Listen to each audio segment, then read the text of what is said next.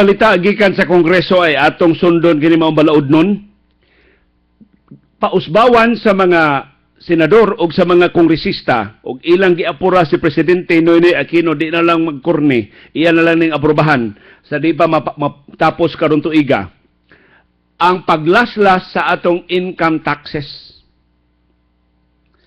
Isip nasod, kita mo'y usa sa labing taas og income tax nga ang serbisyo wanting, ang serbisyo gamay ra ba?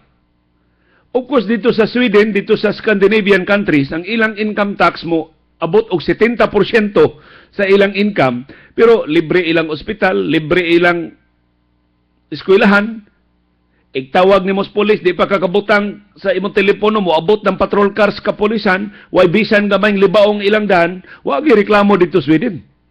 Pero sa kada usa ka libo nimo nga sweldo, 700 kuwaos gobyerno, 300 ay mahibili nimo. Pero unsaon naman? Libre tanan dito sa Sweden.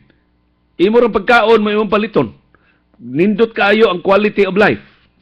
Nindot kaayo ang basic services gihatag sa gobyerno. Ang mass transportation, labihang gilngiga. Ang wifi, human right.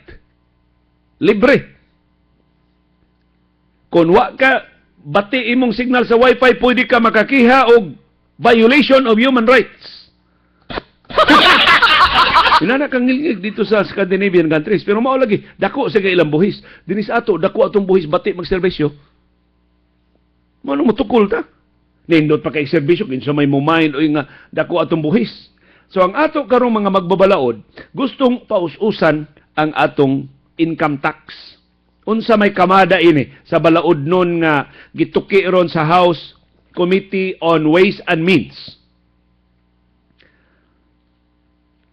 Gikatagdang aprobahan na sa komitiba kining balaod nun nga dunay upat ka hugna sa buhis nga ipahamtang. So lain-lain karon god lain-lain imong income, lain-lain sad ang buhis nga ipahamtang nimo. So ilang gihimong upat ang bracket. Unsaon man ni? Kadtong dunay kita nga 500,000 ngadto sa magsugutas ubos ha. Ang mga dunay kita nga 180,000 pesos paubos matag tuig, pila man ni? 180,000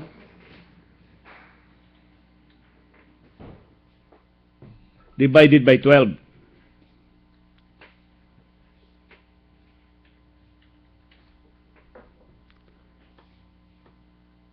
Pila man na? 15,000. So, kadtong nagsweldo og 15,000 paubos matagbuan, why buhis? Pila may minimum ron? Mag-minimum ba karon dyan mga 12, 14? So, kini ko ani, saka og jutay sa minimum wage. Kadtong dunay income nga 15,000 pesos matagbuan paubos, why buhis? Exempted sa pagbayad og income tax. Kadtong dunay kita nga 180,000 pataas hantod 500,000, magbayad og buhis nga 9%. So 10% ra ang buhis nga bayaran nga income tax. Kadtong mukita og 500,000 to 10 million a year, 17% ang buhis nga ipahamtang kini mga artista na ni. Kani mga dagko kay kita. O kadtong mukita og 10 milyones pataas, magbayad og 30% nga income tax, 30% nga income tax. So mao ni ang upat ka level. 15,000 ato ning gikwenta na lang binuan ha, 15,000 pesos matagbuan paubos, why buhis? Exempted sa income tax. Ang mukita og more than 180,000 to 500,000, 9% ang buhis. Mukita kag 500,000 to 10 million, 17% ang imong buhis. Mukita kag kapin 10 million, sila na ning Henry C. Amot nagbayad ba ni sila 30% ilang income tax.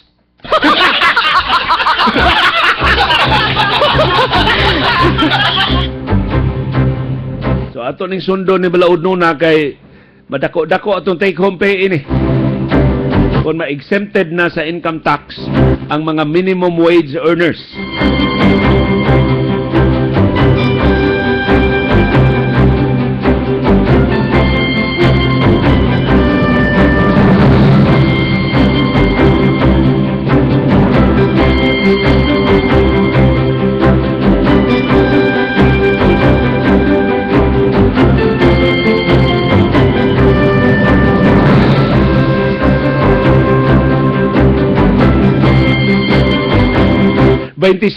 Minutos na pasado alas 6 sa buntag, pahinumdum niyo sa atong pulso karong buntaga. Uyon ka bang ideklarar nga holiday, way klase o way trabaho ang Enero 25 matag tuig? Pasidungog sa 44 ka mga SAF commandos nga napatay sa engkwentro sa Mamasapano sa Maguindanao. Uyon nga naman, supak nga naman sab. Tubag pagpakabana sa atong pulso karong buntaga sa arangkada ug sa maayong buntag ka pamilya. From Luzon, Visayas to Mindanao, ABS-CBN Regional endeavors to highlight the best of the regions by promoting local culture, upholding responsible journalism, and inspiring Filipinos all over the country with our regional network of 30... Good morning, Leo. Good morning, Vilma. Atong pulso karong buntaga, uyon ka ba nga ideklarar nga holiday ang Enero 25 matag tuig? Pasidungog sa 44 ka SAF commandos nga nakalas sa Mamasapano sa Maguindanao. Kisa nag-propose ani Leo? Ang imong higala, Vilma, si Senador Nancy Binay, mo'y gusto nga hatagang importansya kay nataligaman kuno ining gobernoha ang pagpasidungog sa kababayrihon sa SAF 44.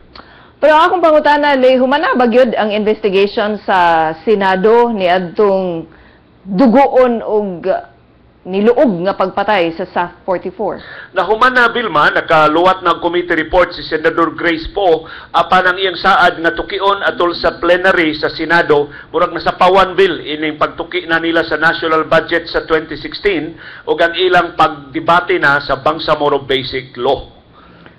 Kay para na ko, Leo, sa mga nabiktima in town, mga paryente sa mga sakop nga nangamatay, wa pa sila mahatagi og hingpit nga closure ug para nila wa pay hustisya nga nahatag alang sa kamatayon ni ining 44 ka mga sakop sa SAF.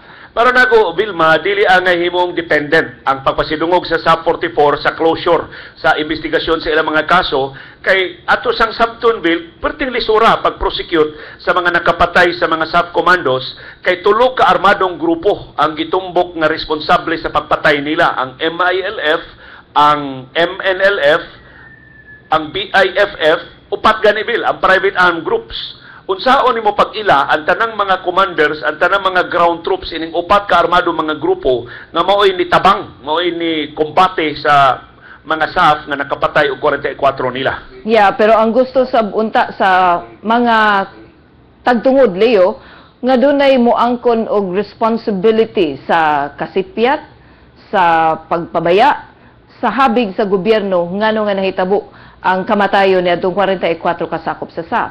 Precisely, Vilma, mao na baruganan sa Iglesia ni Cristo nga husayon una ang kontrobersiya sa SAF sa dili pa moatiman ang Department of Justice og laing kaso. So kung tumanan sang Iglesia Bill, dili lihukon na ang tanang kaso rong pending sa piskalya, unahon na itong Mamasapano. Pero Leo, nindot na nga proposal ni Senator Binay, Nancy Binay, aron nga mahatagan bisan man lang dinhang dapita og consolation kad ang kamatayon in town ni adtong 44 kasakop sa SAF.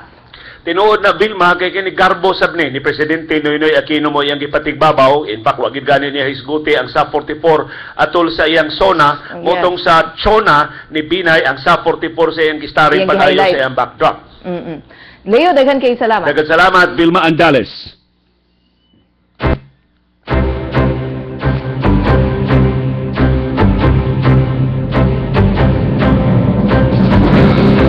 Minutos na pasado alas 6 sa buntag.